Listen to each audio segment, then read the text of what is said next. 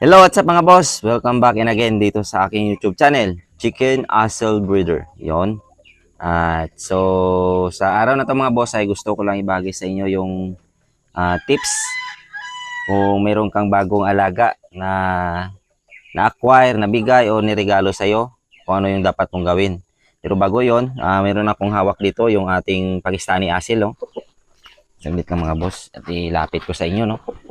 Yon, ito yung Pakistani Asil natin mga boss ay 8 months old. Yun. So, ito yung props natin ngayon, no? Halimbawa, ito yung binigay sa akin o niregalo sa akin o na-acquire ko. Yung dapat kong gawin, unang-una sa lahat mga boss ay i-quarantine ko muna ito, no? At hindi ko ito ihalo sa aking mga manok dito sa baba.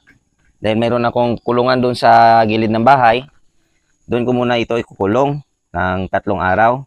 Tapos paliliguan ko sa ika-4 na araw, tsaka ko ihalo dito. Yon yung best practices na ginagawa ko dito sa aking munting manukan mga boss, para makaiwas tayo sa mga sakit na dala-dala ng bagong manok na na-acquire, binigay o niregalo sa atin. Kahit sabihin natin na napaka-healthy niyan, pero hindi natin sigurado yung laman ng kanyang katawan. So kailangan natin siyang i-quarantine muna, bigyan ng amtil ng 3 days, tapos paliguan.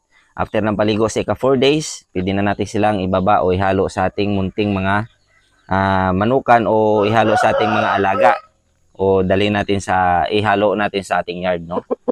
Yun yung ginagawa ko dito mga boss, kasi mahirap lalong-lalo na kapag di natin alam na baka bagong immunize tong alaga na to, tapos sinalo natin agad sa ating alaga na hindi na immunize.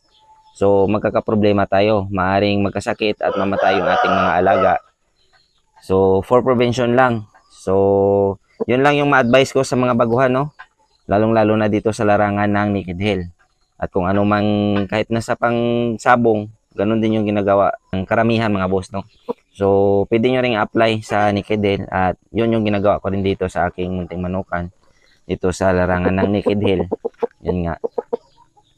At yun lang yung maibahagi ko muna sa araw na to mga boss, no? At kung nagustuhan nyo naman mga boss, pa-subscribe naman ng aking YouTube channel at pa-hit na rin ang notification bell at select all para lagi kang updated sa mga susunod ko pa na videos. At lagi nating tatandaan mga boss na ang Naked Hill ay sports lamang. Huwag tayong magpakalulong sa sugal at lagi nating unahin ang ating pamilya. Yun lang, maraming salamat and God bless ating lahat.